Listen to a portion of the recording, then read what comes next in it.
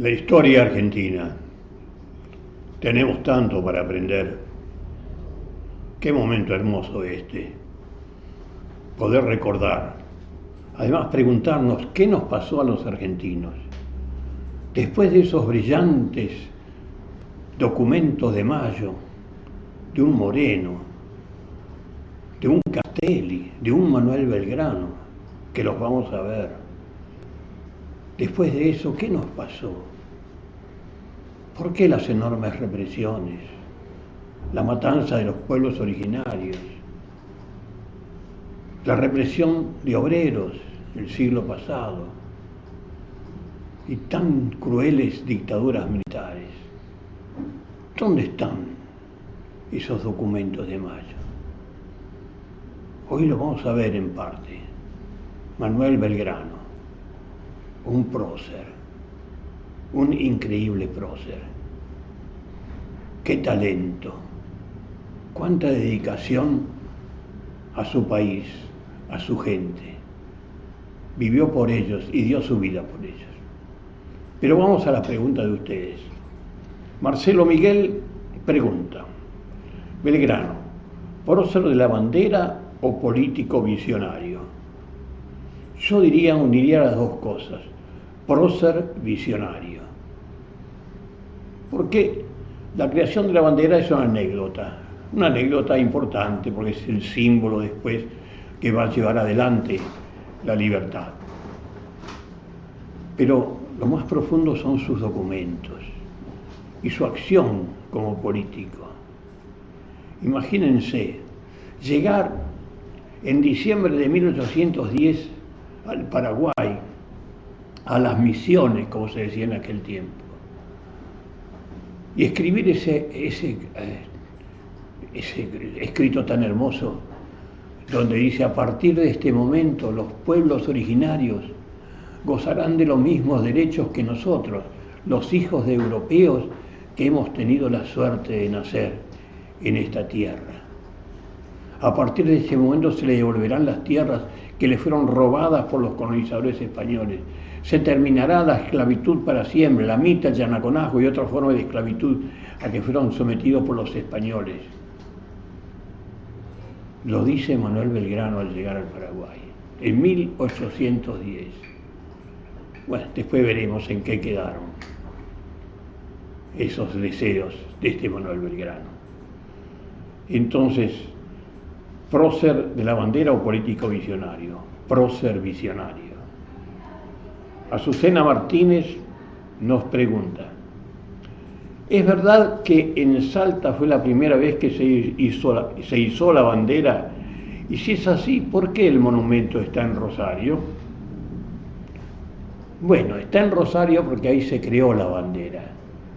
Y si no se izó en algún mástil, sí, se izó ahí delante de los soldados que juraron ya a la bandera azul y blanca.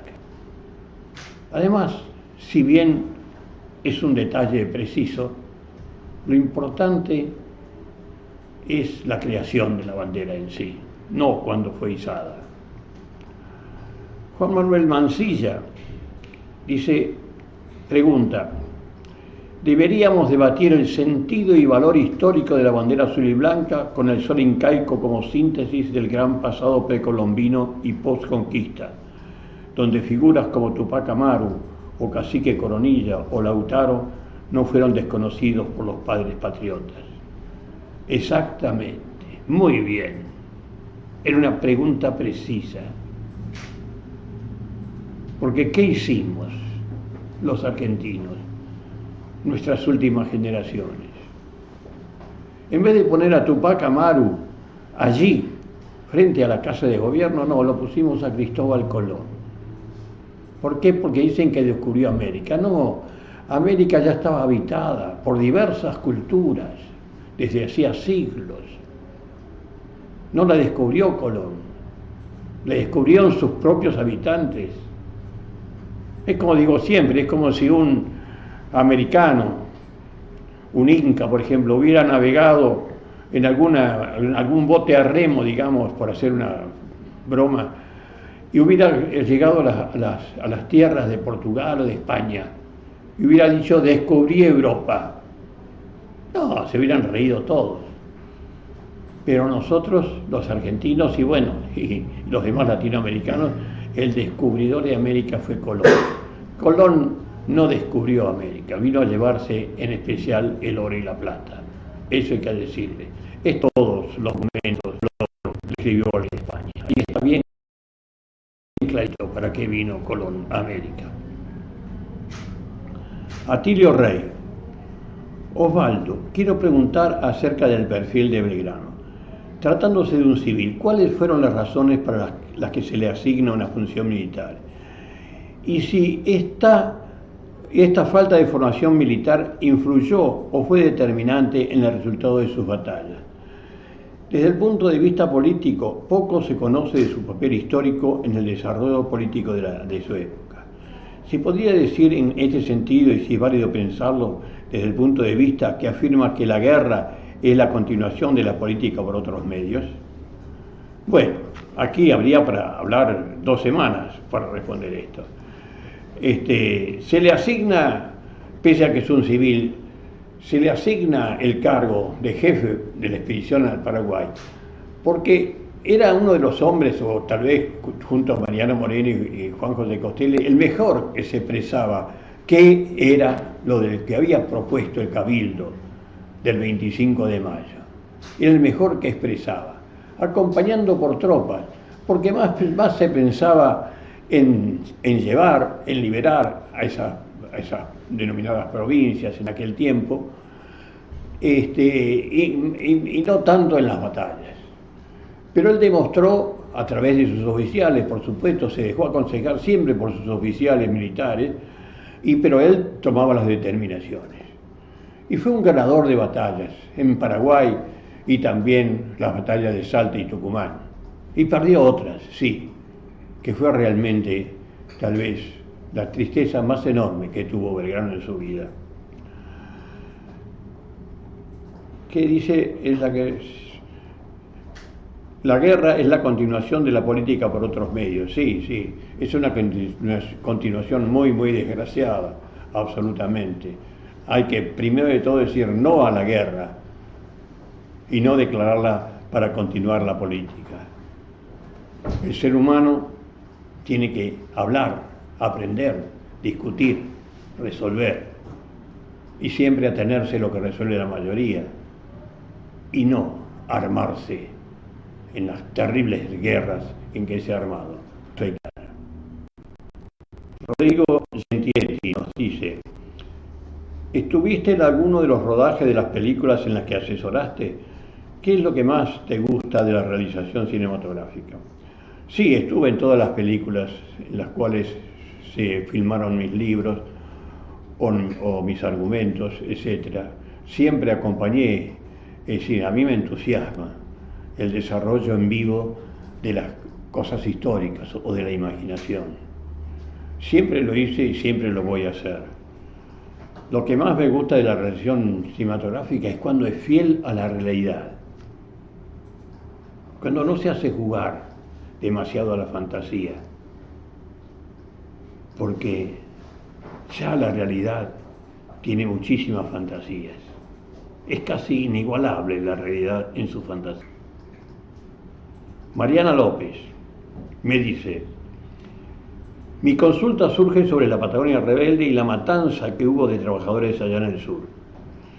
Quisiera saber si posee información sobre los nombres de los fallecidos. Un tío abuelo de mi madre, irlandés de origen, por quien casi toda la familia se subió a un barco y se vino a Argentina para evitar que lo mataran los ingleses ante su ferviente lucha por la ocupación, tuvo de todas formas su destino trágico y luchador, precisamente siendo víctima en esa triste matanza. Su apellido Viernes y nombre de apóstol, pero no sabemos cuál, con la particularidad de medir 2 metros de altura. Sí, hay un hombre de ese apellido, John, de nombre, tal vez sea él, pero justamente no tengo acá mis 4 tomos y hay una edición con el índice onomástico, ahí figuran. Lo voy a buscar y la próxima vez lo voy a dejar anotado para que el que me reemplace aquí le conteste a esta vidente de aquí.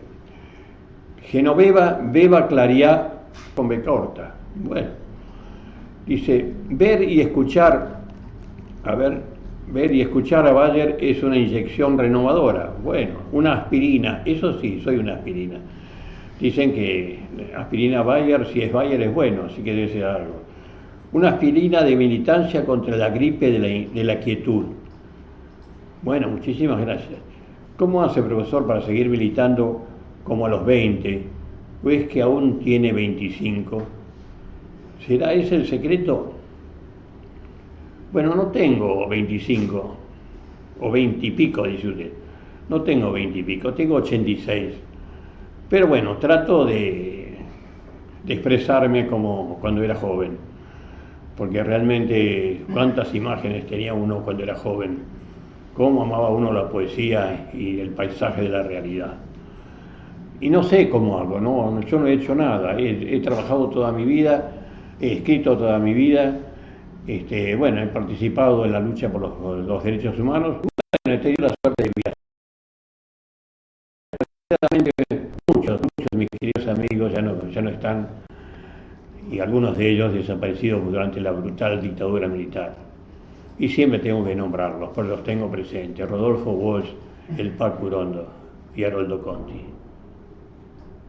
Qué hermosos seres y cómo fueron asesinados por esos dictadores. Kiva, Twitter, me dice, ¿cómo podemos confiar en una nación que emergió de la sangre de los nativos? Muy buena la pregunta, porque tenemos que hacernos una enorme autocrítica y bajar los monumentos a los genocidas. Roca fue un genocida. Había tierra para todos en la Argentina. Se hubiera podido realmente conversar como se conversaron los ídolos de Mayo, los hombres de nuestra historia. No, Roca, su mandato fue exterminar a los salvajes, a los bárbaros. Cuando, como decíamos, Belgrano, Moreno y Castelli, ¿en qué términos hablaban de los pueblos originarios? No, todavía falta la gran autocrítica de la Argentina para terminar con ese periodo, de glorificar ese periodo. Los héroes de nuestra historia tienen que ser los que defendieron la vida, los que defendieron los sueños de igualdad, de fraternidad, de libertad. Desde 1813 cantamos nuestro himno nacional.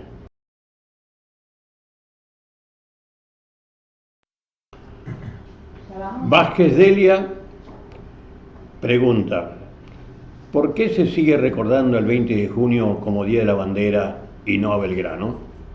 Muy bien la pregunta, me parece muy bien. Yo diría Belgrano y nuestra bandera, la bandera de la libertad. Y no esa bandera que mancharon los militares y civiles desaparecedores de personas. ¡Qué vergüenza! Darío Dascón nos dice, querido Osvaldo, ¿cómo va la iniciativa de sacar los monumentos y nombres de calles del asesino innombrable de nuestros hermanos de la Patagonia? Muy bien, es un éxito. Es un éxito. Hace 24 ciudades, hemos logrado que en 24 ciudades se elimine el nombre de Julio Argentino Roca de las calles principales de esas ciudades y también de varios colegios. Lo de Santa Rosa últimamente ha sido hermoso.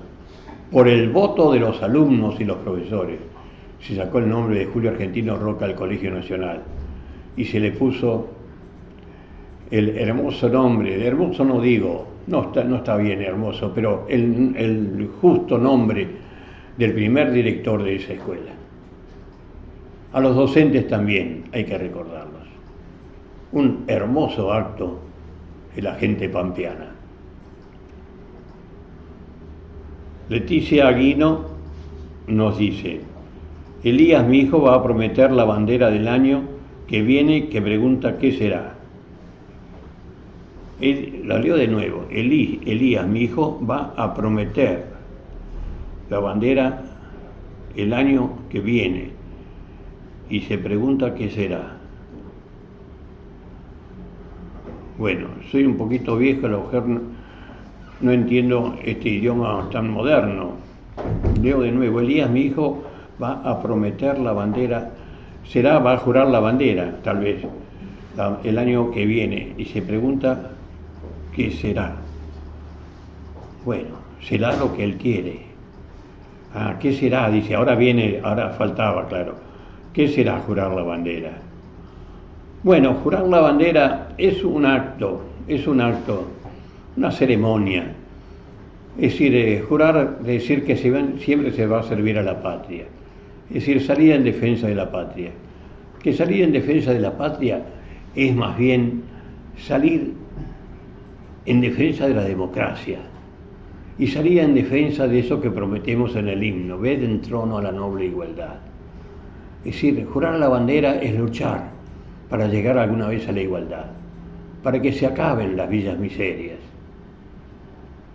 para que no haya desigualdad entre los argentinos, para que todos tengan que comer y tengan un trabajo, y también todas las familias por lo menos un techo digno.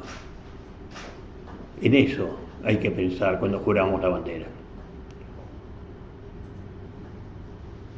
Henry Cuevas dice, buenas tardes Osvaldo, quisiera una opinión acerca del reclamo de los Cuon. Bueno, sinceramente el reclamo de los Cuon es muy justo. Son tierras comunitarias las que le han sido quitadas. Toda la historia ese pueblo Cuon vivió en esas tierras. Y no es justo que ahora se los expulse matando a gente. No. Yo creo que el gobierno nacional tiene que intervenir en esas provincias y devolverles las tierras que merecen esos habitantes originarios. Yo he hablado profundamente con Félix Díaz, el cacique, y ojalá que ustedes lo vean y conversen con él. Es un hombre sumamente noble, es un hombre sumamente sabio, jamás va a aplicar la violencia. Y su pregunta es, ¿por qué con nosotros? Si somos tan argentinos o más argentinos que cualquiera. Estamos desde que comenzaron a vivir estas tierras. Pensemos eso. Graciela Quaig. Quería preguntarle sobre la importancia del éxodo jujeño. Y bueno, es muy importante. Demuestra que cuando un pueblo lucha por la libertad, hay que abandonar todo, abandonar sus viviendas, sus lugares de trabajo, todo, por la libertad, por la lucha, por los ideales de Mayo. Hermoso episodio de nuestra historia. Natalia Agostina. Lo redujeron a ser el creador de la bandera. ¿Cuál es para vos el verdadero aporte de Manuel Belgrano a nuestra historia? El verdadero aporte de Manuel Belgrano a nuestra historia es su figura, sus escritos. Esta televisión tendría que traer una vez por semana un escrito de Manuel Belgrano. ¿Cómo navegaríamos en los ideales? ¿Cuánto sentido de la libertad y del honor, del verdadero honor que está en luchar por la igualdad y en la libertad, y no ser colonia de un país europeo? Lo más profundo son sus escritos y por supuesto también su actuación, su búsqueda hasta su pronta muerte. El hombre de la mano abierta. Manuel Belgrano, lo podríamos decir, fue el más generoso de nuestra historia.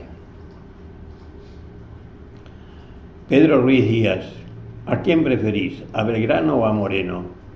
Queremos una comparación. A los dos. No hay otra forma de responder. A los dos. Muy distintos los dos. Uno con la fiebre de la revolución, Mariano Moreno, ese fuego, el querer hacer realmente una especie de revolución francesa en la Argentina, sus escritos, su valentía. Yo creo que nunca durmió desde la Revolución de Mayo. Y qué mal fue tratado, qué mal fue tratado. Belgrano tal vez mucho más paciente, aguantó críticas, siguió adelante y siguió luchando por los mismos ideales que Mariano Moreno. Pongámoslos uno al lado del otro, muy diferentes los dos. Un apasionado, el otro muy paciente y calmo. Dos figuras de Mayo, de nuestro glorioso Mayo. Luciana Luna. Quisiera saber qué apreciaciones puede comentar acerca de Belgrano y sus ideas sobre la educación.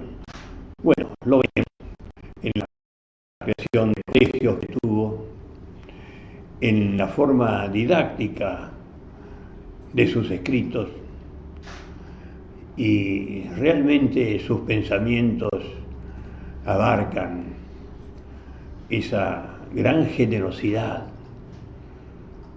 el aprovechar estas tierras para vivir en paz y para dignificar a todos. No se podía vivir en un país cantando libertad, teniendo esclavos, como hizo después Roca y el presidente Avellaneda. Qué vergüenza para la Argentina. Volvimos a la esclavitud. Jorge Ferreira me dice, me apuro un poquito porque falta poco tiempo. ¿Cuál es tu método para investigar? ¿Cómo llegás al fondo de una cuestión? Hay que basarse en los documentos de la época. Ahí está todo, en los diarios de la época, en los libros de la época. Primero, concentrarse en el ambiente que se vivía, que también se puede ver a través de los periódicos, a través de los escritos, a través de los libros. Y después, basarse en la ética para juzgar a los hombres. La ética por sobre todo.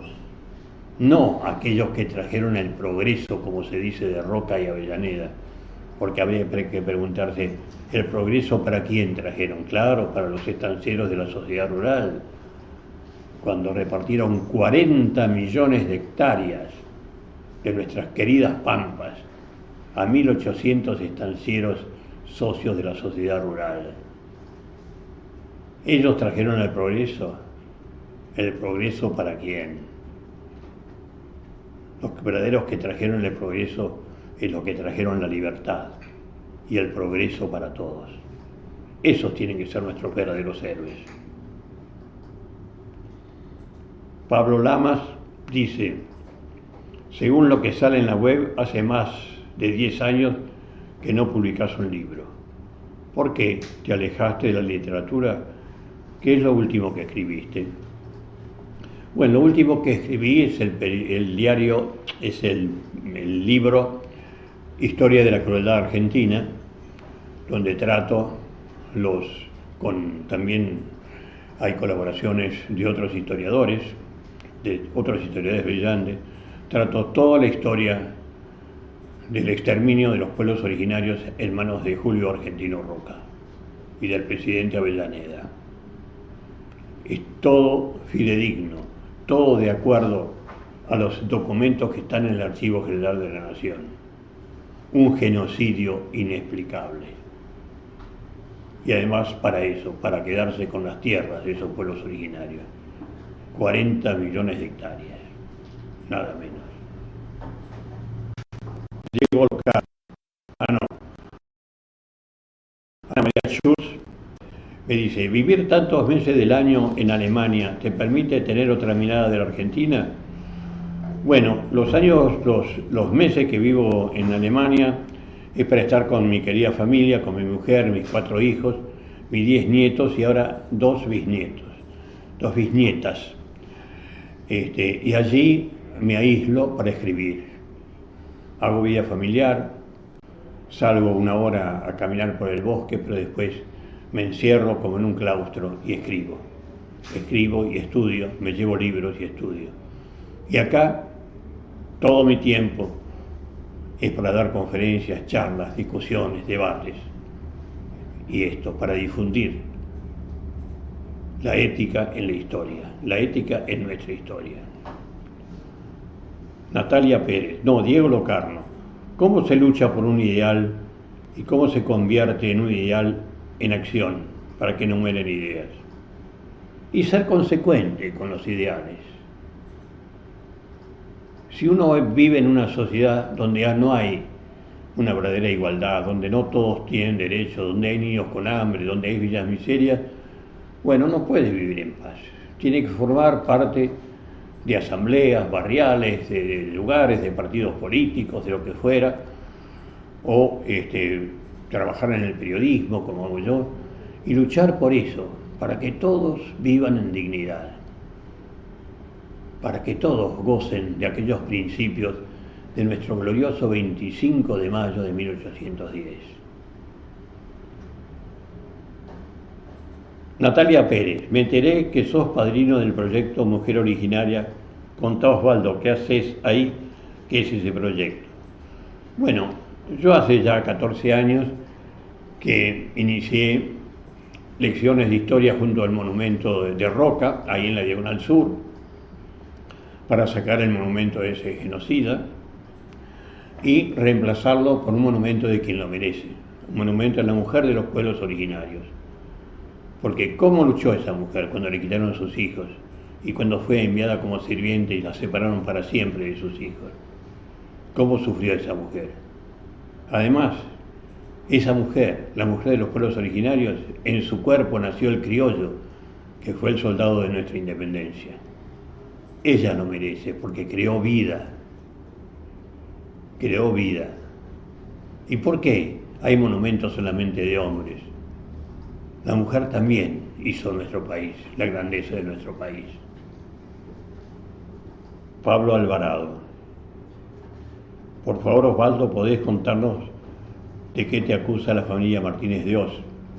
Bueno, son más bien los nietos de Martínez de Oz, del último ministro de Economía de la dictadura de la desaparición de personas. Nada más que esos dos nietos me inician juicio por la película Aucalihuén, que quiere decir Rebelde Amanecer.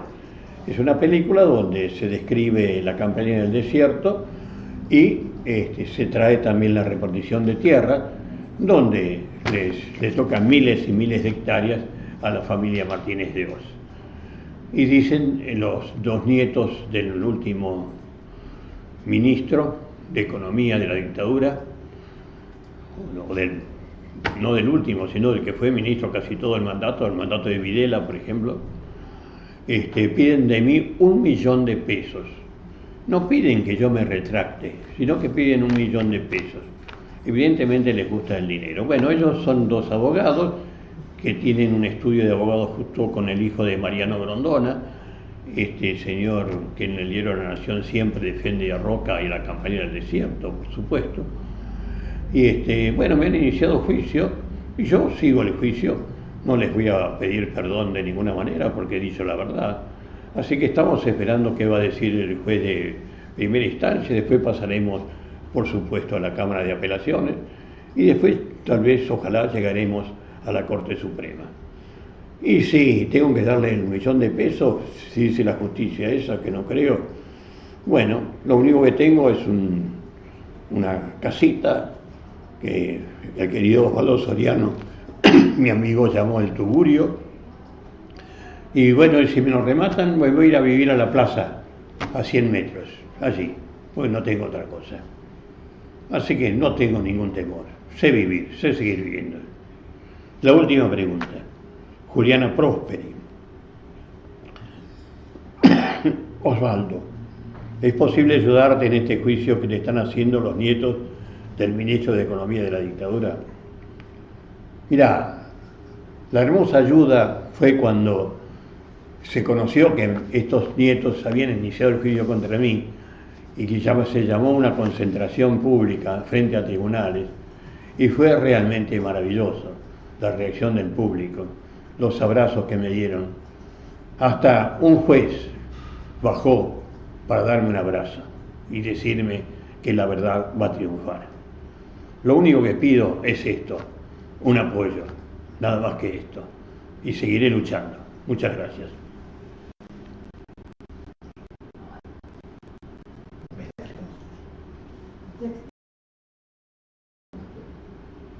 Allá abajo hay una notita más, si quieres leer el texto.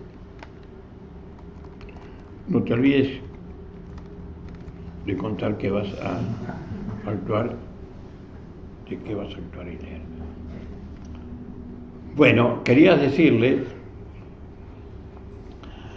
que el 26 de este mes, en el Teatro Nacional Cervantes, se va a dar una pieza teatral que ha hecho el autor Rubén Mosquera sobre una investigación mía, que esta figura en el segundo tomo de La Patagonia Rebelde, que es un hecho ocurrido y que realmente es un hecho increíble, la valentía de los seres más despreciados de una sociedad, el coraje civil.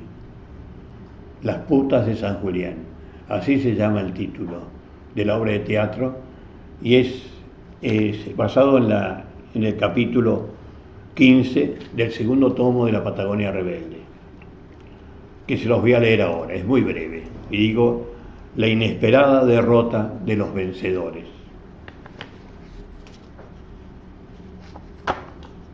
Premiamos el triunfo de la virtud de los soldados argentinos.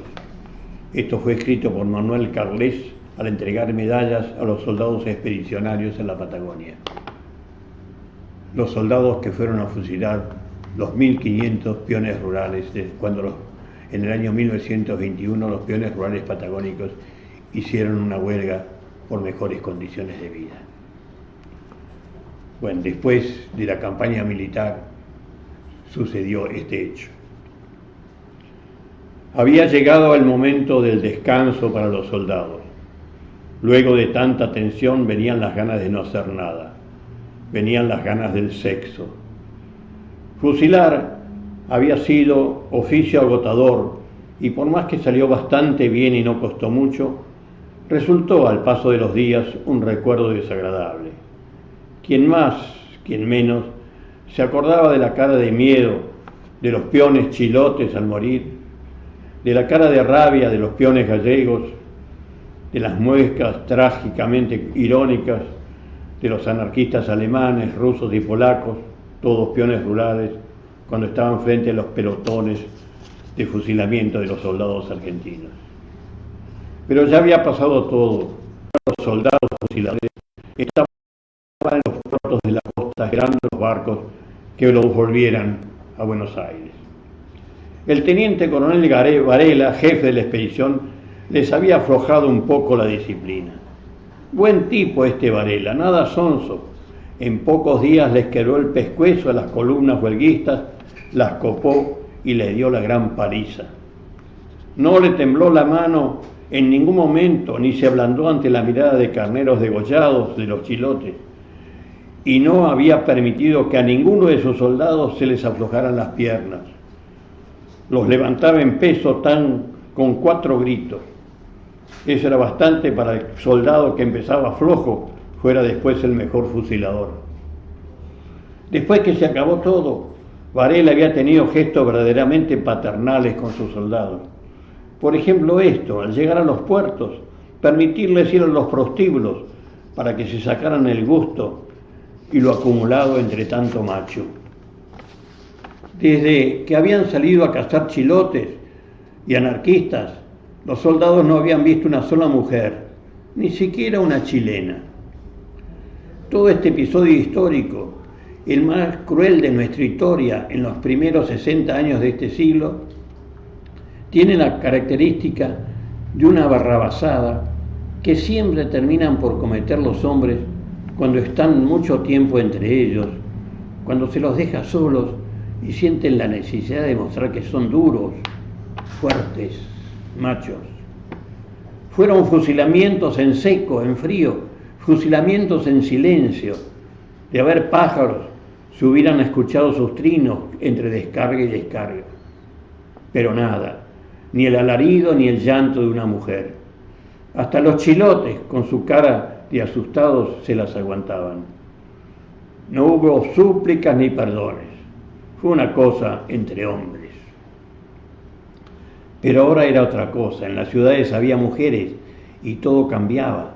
Los duros muchachotes de uniforme se ponían blandos y les agarraba la risita cuando veían pasar a una mujer. Se reunió a los soldados, se les hizo poner en posición de descanso y se les explicó que iban a ir al prostíbulo en tandas.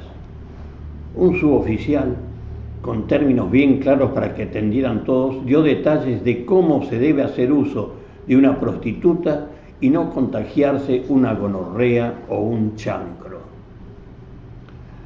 Las cosas se organizaron bien. Previamente se mandó decir a las dueñas de los prostíbulos que a tal hora iba a ir la primera tanda de soldados para que tuvieran listas a las pupilas.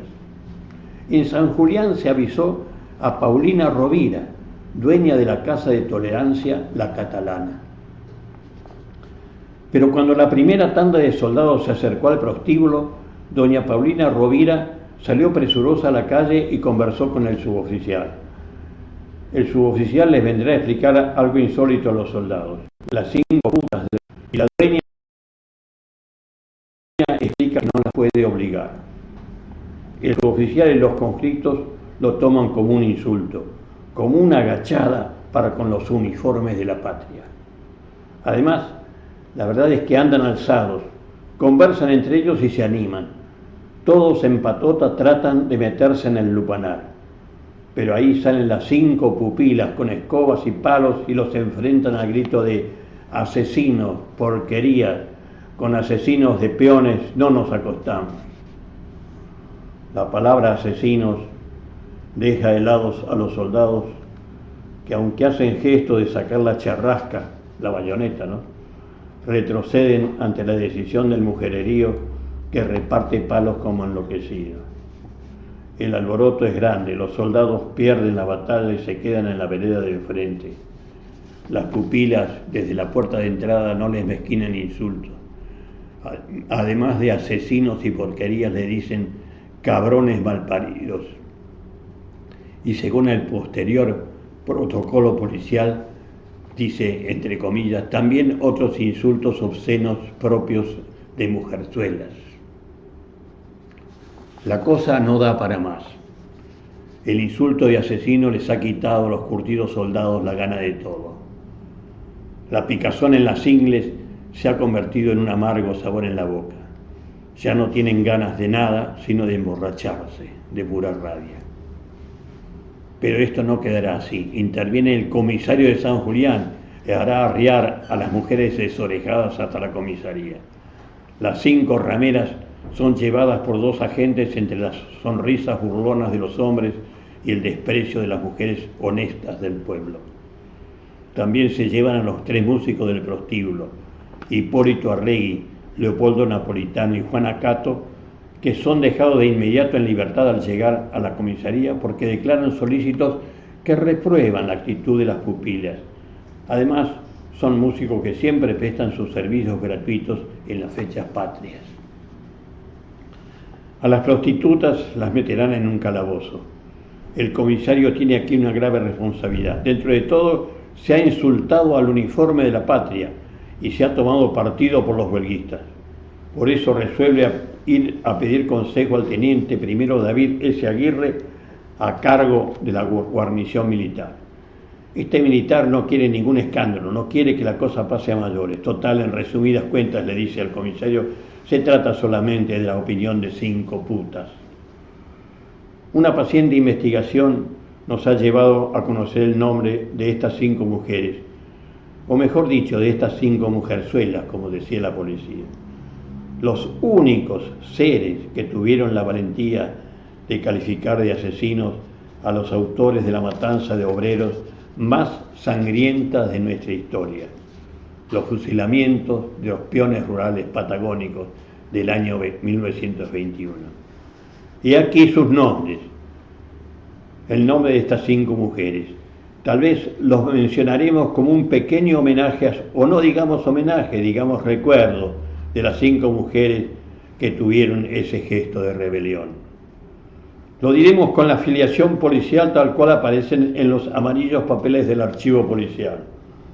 Consuelo García, 29 años, argentina, soltera, profesión, pupila del prostíbulo La Catalana.